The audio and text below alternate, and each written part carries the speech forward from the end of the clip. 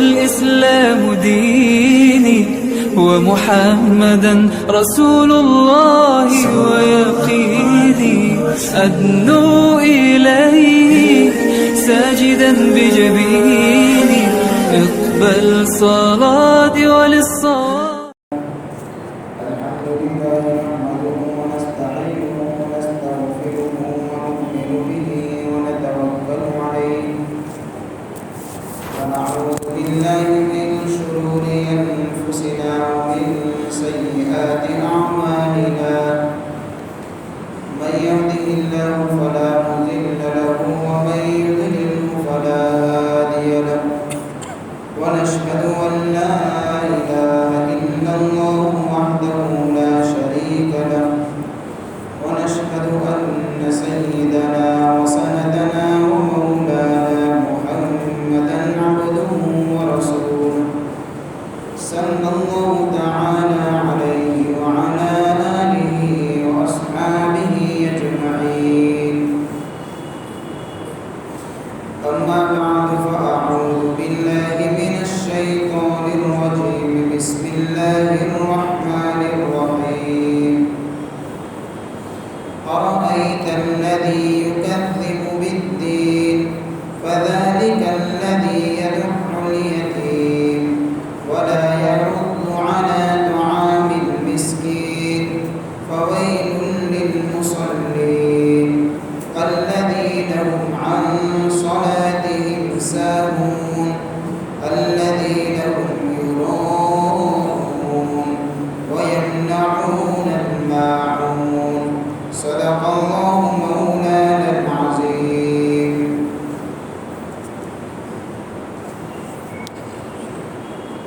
محترم دوستوں بزرگوں، گزشتہ مجلس کے اندر اس سورت کا ترجمہ اور اس کے ساتھ ساتھ اس کی آیت نمبر 1 اور آیت نمبر 2 کے متعلق وضاحت آئی تھی. آیت نمبر 1 یعنی کہ جس میں اس مضمون کو بیان کیا گیا ہے کہ آپ نے دیکھا اس شخص کو جو جزا سزا کو جھٹلاتا ہے. پھر فذلک الذی، یہی وہ شخص ہے جو یتیم کو دھکا دیتا ہے. اب تیسری آیت ہے وَلَا يَحُضُّ عَلَى طَعَامِ الْمِسْكِينِ، اور وہ مسکین کے کھلانے پر ترغیب نہیں دیتا ہے. یعنی جو اوپر برائی اس کی بیان کی گئی کہ یتیم کو دھکا دیتا ہے، گویا کہ اس کی وجہ بیان کی جاتی ہے کہ یتیم کو دھکا کیوں دے رہا ہے. وہ اس لیے کہ اس کے اندر بخل اور کنجوسی اس طریقے سے پھوٹ پھوٹ کر بھری ہوئی ہے کہ خود تو کسی کو کیا کھلاتا بلکہ دوسروں کو کہتا بھی نہیں ہے کہ بھئی محتاج ہے اس کو تم کھلاؤ. اتنا بڑا بخیل ہے، ترغیب بھی نہیں دیتا.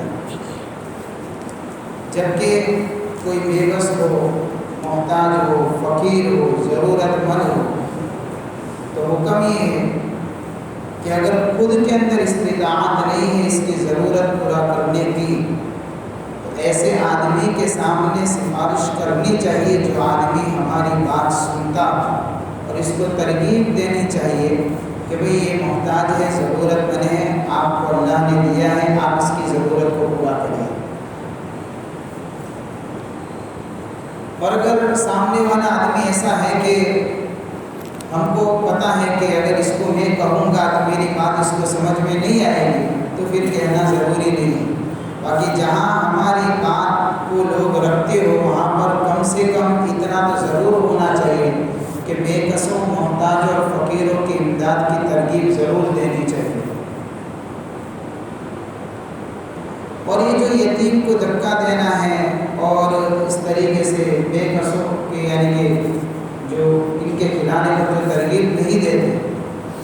ایک زمانہ ایسا تھا جب اسلامی سلطنت قائم تھی تو اس وقت قوم کے اندر اور سماج کے اندر جو لوگ یتیم ہوتے تھے، بے بس ہوتے تھے، محتاج ہوتے تھے، فقیر ہوتے تھے، ان کی ضروریات کو پورا کرنے کا انتظام بیت المال سے کیا جاتا تھا، اور ہر مہینے ان کے وظائف مقرر ہوتے تھے جس کے ذریعے سے ان کی ضرورتیں پوری ہوتی تھیں۔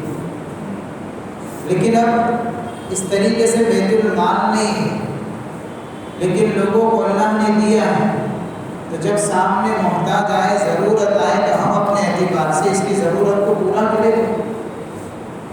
حضرت عمر بن عبدالعزیز رحمۃ اللہ علیہ کے زمانے میں تو یہاں تک نوبت آ گئی کہ جب کوئی آدمی زکوٰۃ کا حساب کرتا، اپنے زکوٰۃ کا مال لے کر جب نکلتا لوگوں کو دینے کے لیے، وہ 2 رکعت نماز پڑھتا تھا پہلے، اور اللہ سے دعا کرتا تھا کہ اللہ یہ میرے پاس زکوٰۃ کا مال ہے، میں جا رہا ہوں، تیرے محتاج اور مستحق بندوں تک پہنچانا ہے، لہذا مجھے ایسے بندوں سے ملوا دے، میری ملاقات کروا دے اللہ، کہ میں ان بندوں کو یہ زکوٰۃ کا مال دے دوں۔ مستقل نماز پڑھ کر، دعا کر کے، فجر کی نماز کے بعد اس طریقے سے ایک آدمی ایک ہاتھ میں سونے کے سکے کی تھیلی، ایک میں چاندی کے سکے کی تھیلی، وہ نکلتا تاکہ جو محتاج ہے، ضرورت مند ان کو دے۔ اب جاتے جاتے راستے میں اس کو کوئی ایسا ایک آدمی ملتا جو ظاہر میں اس کی حالت اچھی نہیں معلوم ہوتی تھی، تو اس کو جا کر کہتا تھا کہ بھئی میرے پاس اتنا سارا زکوٰۃ کا مال بھرا ہوا ہے، اور مجھے لگتا ہے کہ شاید آپ مستحق ہے، تو آپ لے لیجیے مال۔ تو وہ یوں کہتا کہ ارے اللہ کے بندے، میں خود تلاش کرتا ہوں، میں خود زکوٰۃ دینے والا ہوں، مجھے بھی کوئی مستحق مل جائے تو میری زکوٰۃ میں اس تک پہنچا دو۔ میں زکوٰۃ لینے کا مستحق نہیں ہوں، بلکہ میں تو زکوٰۃ دینے والا ہوں۔ وہ پورا دین گھوم پھر کر وہی زکوٰۃ کا مال گھر پر لے کر واپس آتا ہے۔ اس زمانے میں محتاجوں کو، بے کسوں کو، یتیموں کو، یعنی کہ جو ان کی امداد کی جو یہ شرح تھی اور لوگوں کے اندر جو جذبات تھے، تو ایسے سماج کے اندر غریبی نظر نہیں آتی، ایسا ماحول تھا اس زمانے۔ لیکن اب تو ہوا کیا ہے کہ اب تو مسئلہ ایسا ہے کہ کوئی ضرورت مند ہے، ہم کو پتہ بھی ہوتا ہے کہ وہ محتاج ہے، تو بہت سی مرتبہ اس کی ضرورت کو اس لیے پورا نہیں کیا جاتا کہ وہ ہماری قوم سے اس کا تعلق نہیں ہے، میرے کام کا آدمی نہیں ہے۔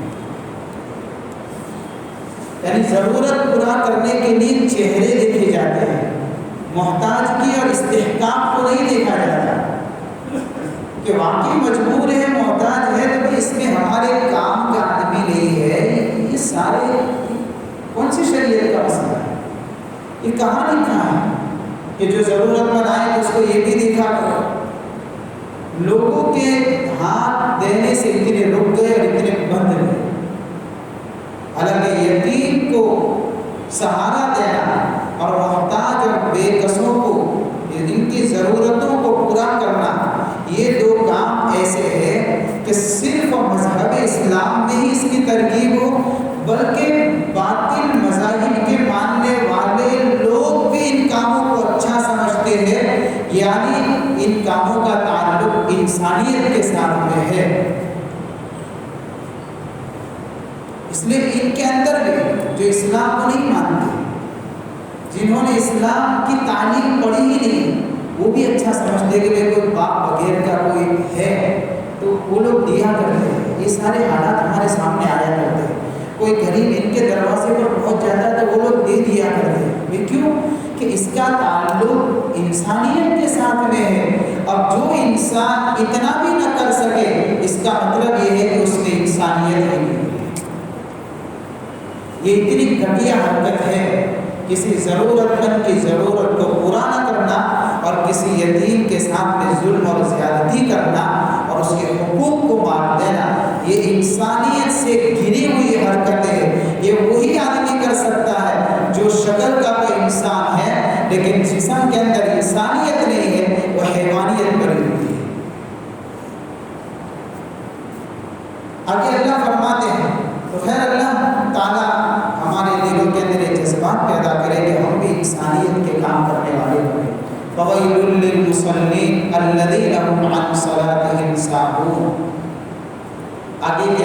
ذکر کیا جا رہا ہے۔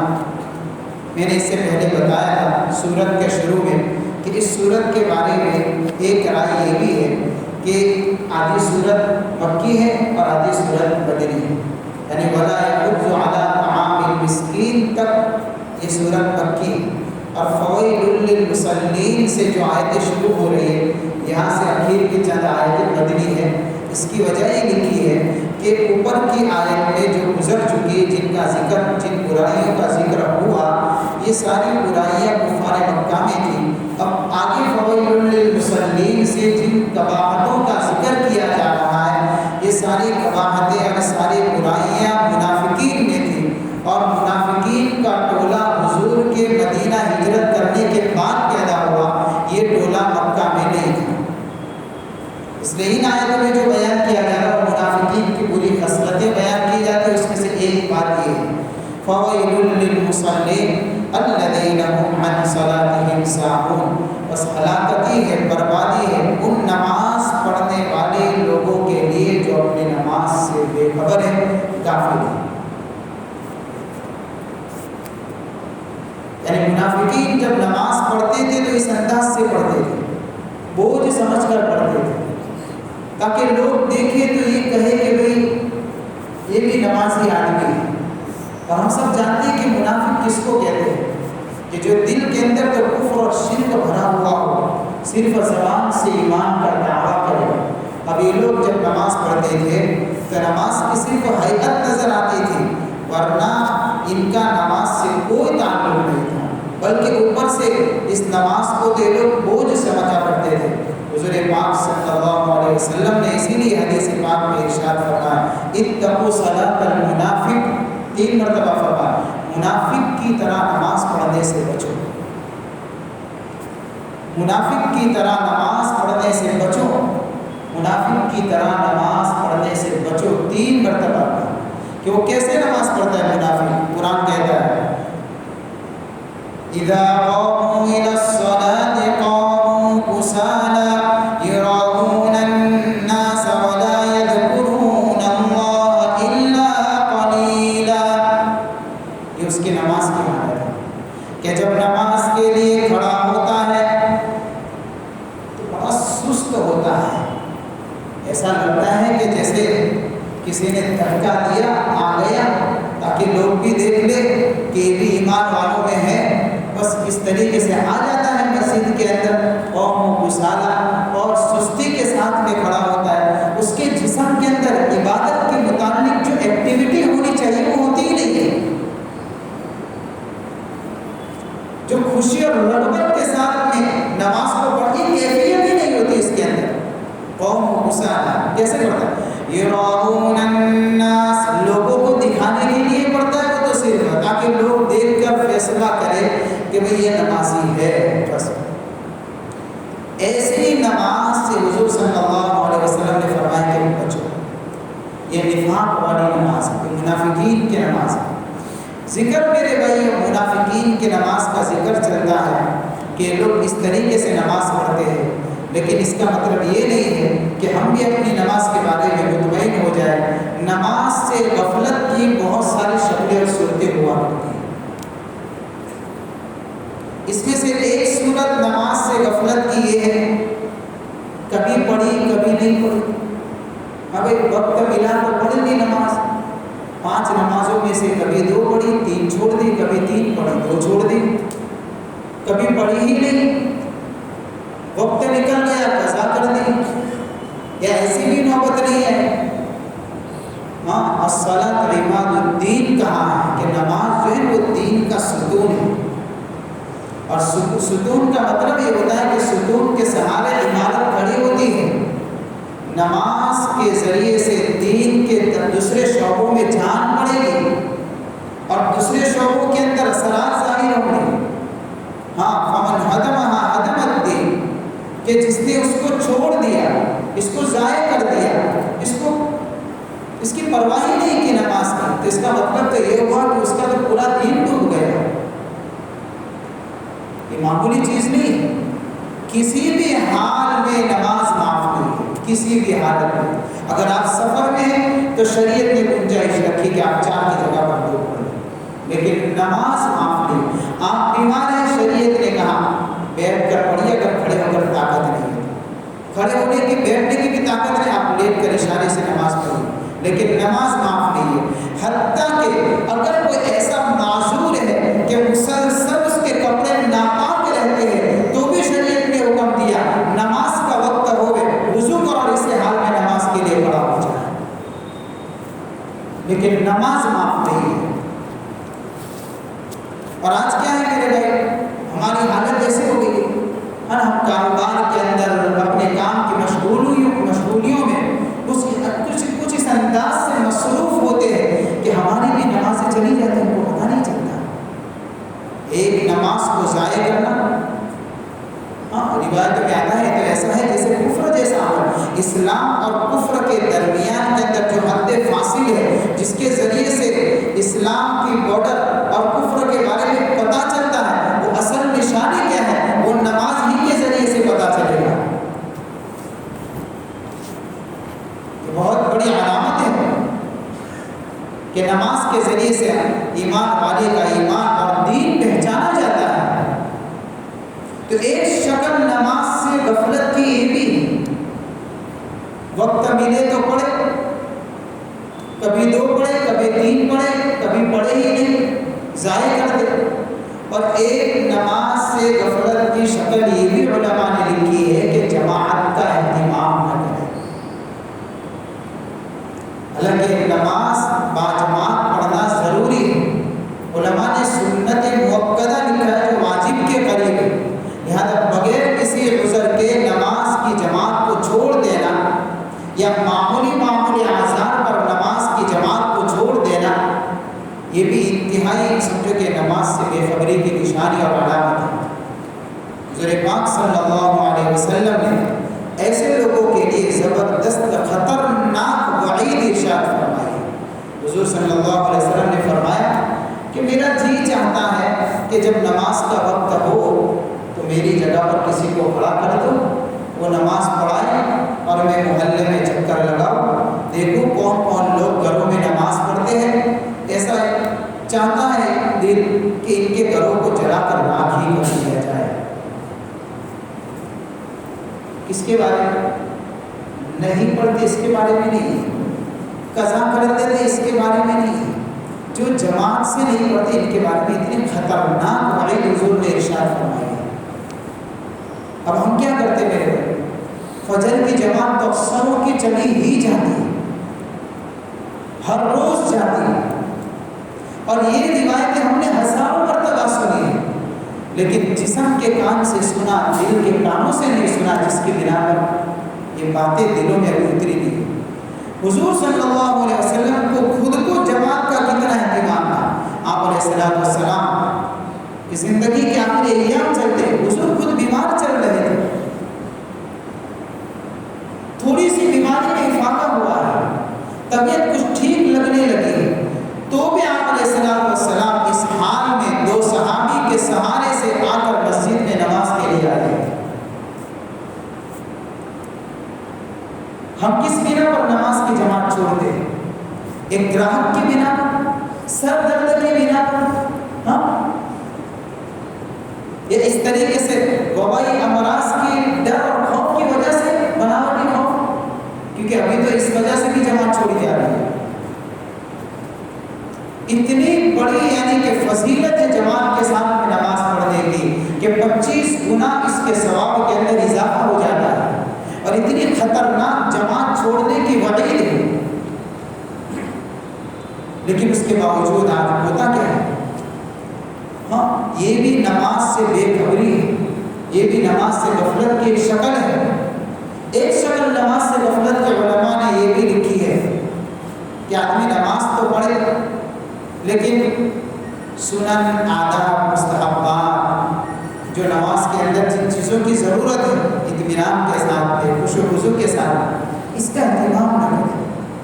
بس آیا مسجد میں جلدی جلدی نماز پڑھی اور بھاگو کرو، کام ہے، دو رکعت نماز 2 منٹ میں. بلکہ کبھی کبھار میں نے دیکھا ہے بہت سارے لوگ جب میرے قریب میں جب میں نے ان کو سنت پڑھتے دیکھا تو ایسا بھی محسوس ہوا کہ سورہ فاتحہ بھی ختم ہوئی ہے اور سامنے والے کی 2 رکعت ختم ہو جاتی ہے۔ یہ اندھا نہیں ہے، ایسا ہوتا ہے۔ اور کتنی جلدی نماز ہے کہ پوری 2 رکعت ختم ہو گئی۔ حضرت خلاد بن رافع رضی اللہ تعالیٰ عنہ ایک صحابی ہیں، آتے ہیں نماز کے لیے، انہوں نے نماز پڑھی، نماز کے بعد فوراً حضور کی مجلس لگی ہوئی تھی، وہ آئے حضور کو سلام کیا، آپ علیہ السلام نے سلام کا جواب دیا۔ پھر حضور نے کیا فرمایا؟ ارجع فصلی فإنک لم تصلی، جا واپس جاؤ نماز پڑھو۔ پھر اس لیے کہ تم نے نماز نہیں پڑھی، حالانکہ نماز پڑھ کر آئے۔ حضور کیا فرمایا؟ ارجع فصلی فإنک لم تصلی، جائیے، روایتیں موجود ہیں بہت سارے احادیث کی کتاب۔ وہ صحابہ واپس جاتے ہیں، پھر نماز پڑھتے، پھر آتے، پھر سلام کرتے۔ حضور نے پھر سلام کا جواب دیا، پھر فرمایا جائیے نماز پڑھو پھر سے، اس لیے کہ تم نے نماز نہیں پڑھی۔ 3 مرتبہ ایسا کیا، پھر وہ صحابی فرماتے یا رسول اللہ صلی اللہ علیہ وسلم آپ ہی مجھے سکھا دیجئے کہ میں نماز کیسے پڑھوں۔ حضور صلی اللہ علیہ وسلم نے ان کو نماز سکھائی کہ بھئی اطمینان سے وضو کرو، اچھی طریقے سے وضو کرو، آداب کی رعایت رکھو۔ یہ نہیں کہ 4 ہاتھ پیر دھو دیے، منہ پر پانی مار دیا، پیروں کو نل کے نیچے لٹکا دیا، وضو ہو گیا، بات ختم ہو گئی۔ یہ کیا وضو ہوا؟ یہ وضو تھوڑی ہے۔ بہت سارے لوگ چہرہ بھی دھوتے تو اس انداز سے دھوتے ہیں کہ اتنا زور سے پانی لگتا ہے کہ پاس والے کا وضو خود بخود ہو جائے گا۔ اتنا تیز نل بھی کھول دیتے ہیں کہ پاس والے جو ابھی وضو باقی ہے اس کا بھی وضو ہو جائے ساتھ میں، وہ خالی بیٹھا بھی رہے تو بھی ہو جائے گا، اس کا غسل بھی ہو جائے گا۔ اب یہ حال ہے ہمارے وضو، اور یہاں پر وضو کیا کرنا ہے؟ صحابی کو نماز سکھایا ہے، وضو کرو، اچھی طریقے سے وضو کرو، صرف ہاتھ پہ نہیں کرو، پھر آؤ قبلے کی طرف منہ کر کے کھڑے رہو، سکون کے ساتھ میں، اطمینان کے ساتھ میں، پھر تکبیر تحریمہ پڑھو، قرآن پڑھو بہترین طریقے سے جہاں سے تم کو یاد ہو، پھر اطمینان سے رکوع کرو، رکوع کرنے کے بعد اطمینان سے کھڑے ہو، یعنی قوما کرو، بالکل سیدھے کھڑے ہو جاؤ۔ بہت سارے لوگ قوما رکوع میں گئے، پھر رکوع کے بعد سیدھے کھڑے نہیں ہوتے، سیدھے دائرے سجدے میں ہی چلے جاتے ہیں، کیونکہ پورے کھڑے ہی نہیں ہوتے۔ پوچھے علماء سے کہ قوما کا حکم کیا ہے؟ جس کا قوما صحیح ہے، اس کا تو نماز کا ہی مسئلہ ہو جائے گا۔ پھر اطمینان سے کھڑے ہونے کے بعد پھر سجدہ کرو، آرام سے بیٹھو، پھر دوسرا سجدہ کرو۔ یہ ہے اس طریقے سے نماز پڑھو۔ حضور نے اس صحابی کو نماز سکھائی، تو سنت آداب کی رعایت کے ساتھ میں نماز پڑھنا۔ اس نماز کے بارے میں پھر اللہ نے قرآن میں ارشاد فرمایا، جب نماز کے اندر یہ ساری چیزیں ہوگی، خشوع خضوع ہوگا، پھر اللہ نے ارشاد فرمایا، کیا فرمایا؟ ان الصلاۃ تنہی عن الفحشاء والمنکر۔ جب نماز جاندار بنے گی پھر کیا ہوگا؟ پھر یہی نماز تم کو دوسرے گناہوں سے بچا کے بتائے گی، منکرات سے آدمی بچ جائے گا، فحش کاموں سے بچ جائے گا۔ کیوں؟ کہاں کہ پاور مل گیا ہے اس کو۔ آج ہوتا کیا کہ آدمی نماز بھی پڑھتا ہے لیکن ساتھ میں گناہ بھی کرتا ہے۔ اب اللہ نے تو کہہ دیا ہے قرآن میں، وہ نماز کی تاثیر ہی ہے کہ گناہوں سے بچائے گی، لیکن جب مسجد کی 4 دیواری سے نکلا کہ پھر وہی جھوٹ شروع، دکان پر گیا تو گراہک کے ساتھ میں دھوکہ شروع، راستے پر گیا بد نظری شروع۔ کوئی آ تو نماز پڑھ کر آیا، اس کی نماز نے اس کو گناہوں سے نہیں روکا۔ بھائی کیوں نہیں روکا؟ اس لیے کہ نماز کو طاقتور پڑھائی رہا ہے۔ ایسی نماز کی مثال تو ایسی ہے کہ جیسے کوئی آدمی شہد کھا رہا ہے، کیوں؟ تاکہ جسمانی قوت کی غذا بنے، طاقت کا ذریعہ بنے، لیکن اس نے کیا کیا کہ کیا یہ کہ 1 بوتل شہد کے اندر اس نے 1 قطرہ زہر ملا دیا۔ اب بتائیں یہ شہد اس کی جسم کو طاقت کا ذریعہ بنے گا یا پھر اس کی موت کا ذریعہ بنے گا؟ ہماری نماز کے حال ایسے ہو گئے کہ ہم نماز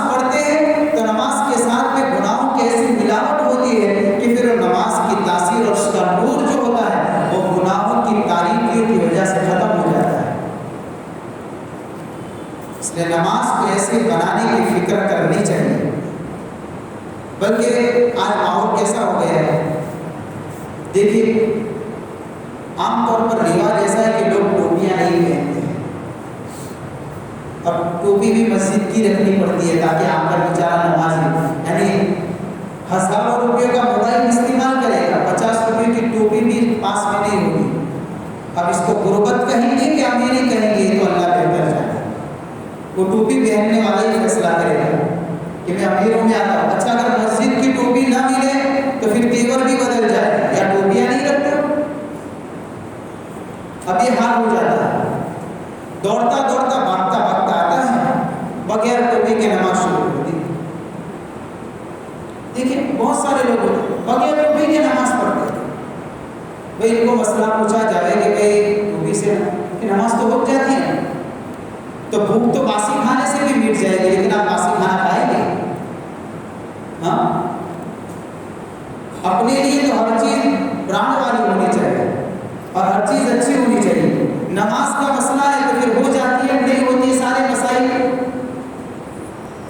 مسئلہ یہ نہیں ہے کہ بغیر ٹوپی کے نماز نہیں ہوتی, نماز تو ہو جاتی ہے, لیکن یہ بھی حضور پاک صلی اللہ علیہ وسلم کے طریقے کے خلاف ہے. اس لیے کہ حضور کی زندگی میں حضور سے کہیں یہ بات نہیں ملتی کہ آپ نے بغیر ٹوپی یا بغیر سر ڈھانکے نماز پڑھی.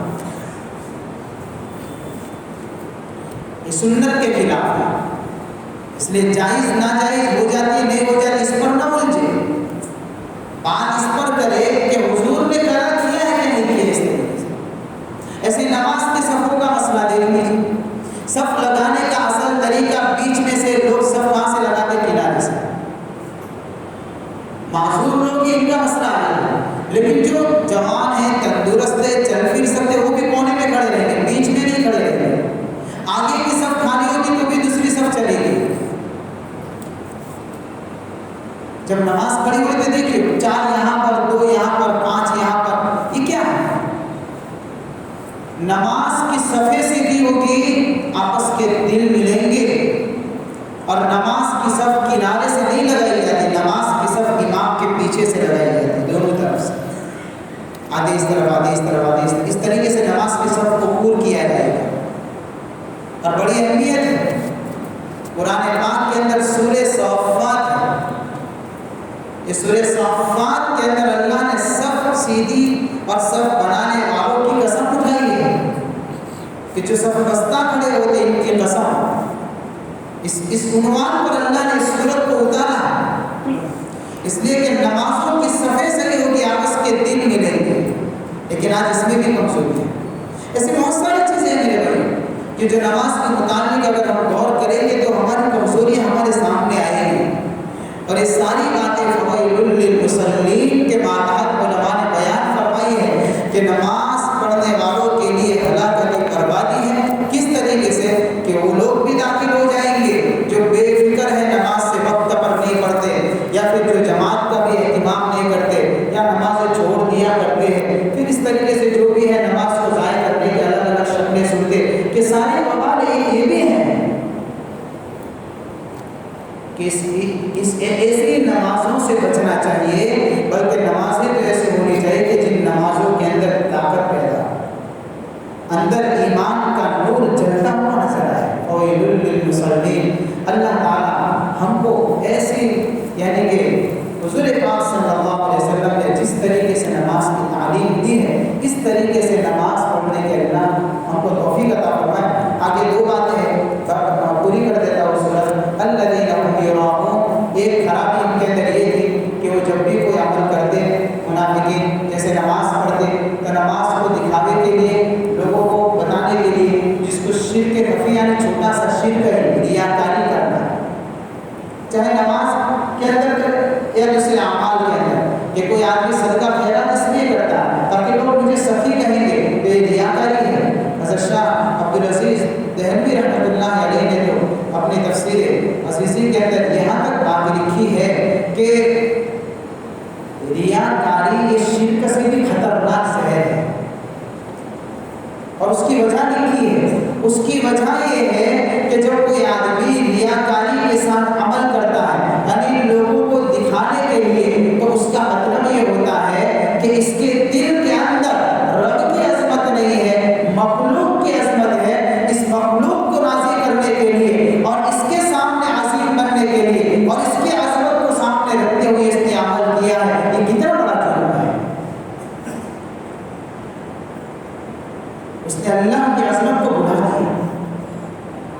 ریاکاری اتنا، ہاں اس لیے حدیث پاک کے اندر آتا ہے جس نے نماز پڑھی اور لوگوں کو دکھانے کے لیے پڑھی تو اس نے شرک کیا، جس نے روزہ رکھا لوگوں کو دکھانے کے لیے رکھا اس نے شرک کیا۔ ریاکاری اتنا بڑا جرم ہے میرے بھائی، ریاکاری ایک زہر ہے جو عمل کے اندر سے قبولیت کی تاثیر کو ختم کر دیتی ہے چیز، پھر عمل اللہ کے دربار میں مقبول نہیں ہوتا۔ یہی وجہ ہے کہ روایتوں میں آتا ہے حضور پاک صلی اللہ علیہ وسلم نے فرمایا کہ جو عمل ریاکاری کے ساتھ کیا گیا ہوگا اللہ کے دربار میں جب بندہ پہنچے گا تو پھر اللہ اس سے کہیں گے کہ تو نے یہ عمل میرے لیے نہیں کیا تھا، لوگوں کو دکھانے کے لیے کیا تھا، یا جس کو دکھانے کے لیے کیا تھا اس کا بدلہ اسی سے وصول کر۔ اللہ ہماری حفاظت فرمائے۔ الذین هم یراؤن، یہ بھی برائی دین کے اندر، وَيَمْنَعُونَ الْمَاعُونَ، ایک برائی کیا ہے وہ معمولی سے معمولی چیز بھی کسی کو دیتے نہیں۔ معمولی چیز، معون کی دو تفسیریں، ایک تفسیر تو المعون سے مراد معمولی چیز جو عام طور پر آدمی ایک دوسرے کو دے دیا کرتے ہیں، جیسے مثال کے طور پر کوئی پڑوسی ہے، پڑوسی نے اپنے پڑوس سے کہا کہ بھئی ہمارے گھر میں نمک ختم ہو گیا، نمک دے دیتے، کوئی لوگ دے دیتے ہیں۔ کسی سے پانی مانگو کوئی انکار کرتا ہے، پانی دے دے گا۔ اسی طریقے سے گھر میں مہمان آئے ہو، ہمارے گھر میں پورے برتن اور پڑوس سے کہہ دیں کہ بھئی ہمارے یہاں مہمان آئے ہیں، برتن کچھ کم پڑ دے تو آپ کی 2-4 پلیٹیں ہمیں چاہیے تو آپ دے دیں، وہ دے دیتے ہیں۔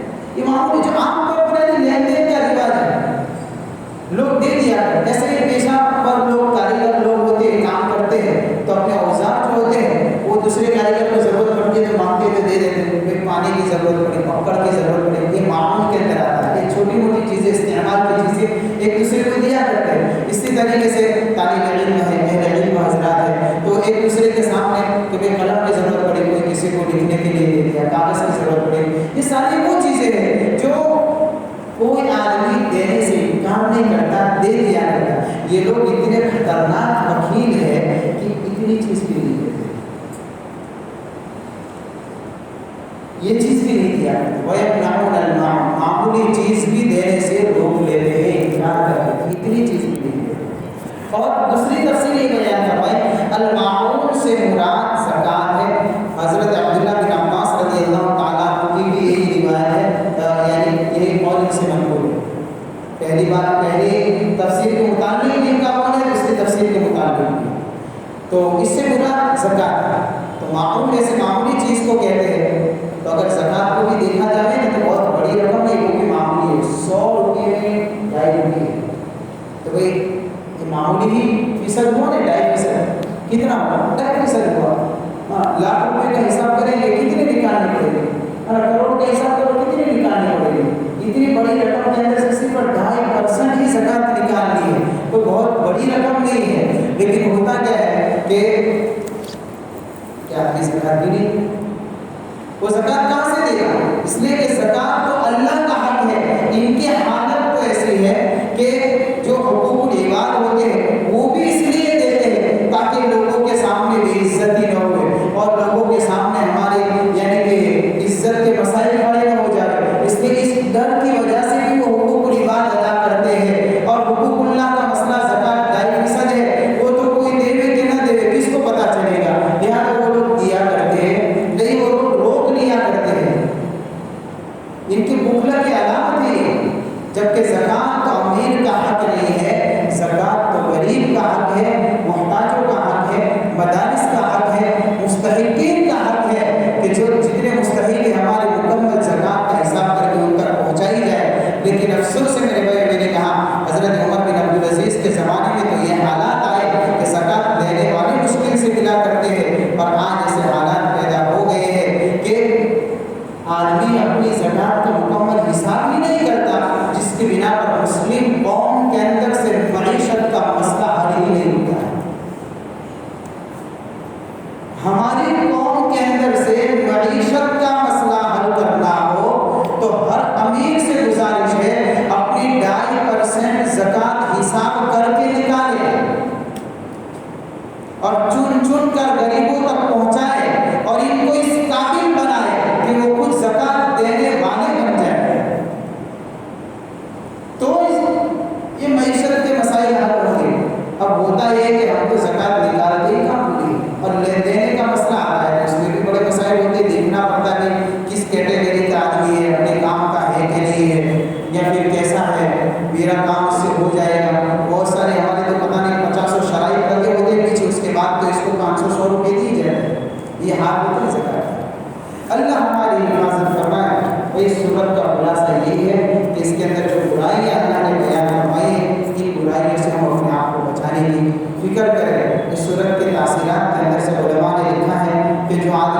سورہ معون یعنی آیت الذی کی صورت کو کسی برتن پر پڑے گا یہ برتن ٹوٹنے سے محفوظ ہو جاتا ہے۔ مفسرین نے اس کی تاثیرات میں سے لکھے ہیں۔ ایک بات